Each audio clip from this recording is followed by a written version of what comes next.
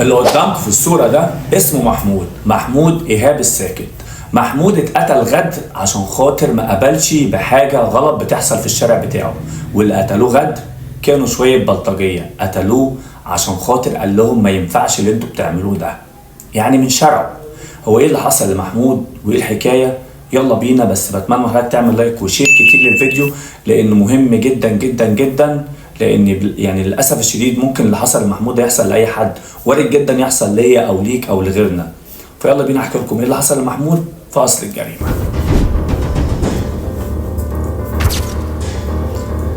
محمود من محافظة الغربية وتحديدا من المحلة الكبرى من منطقة اسمها محلة البرج. محمود المفروض كانت فيه الشهور اللي جاية ديت خلاص كان هيبقى فرح وهيبقى عريس. اتغدر بيه وهو نازل من بيتهم، المفروض ان هو معدي كده من الشارع، في اشاعتين في الموضوع، ولو حتى اشاعة من الاتنين غلط او التانية صح او دي غلط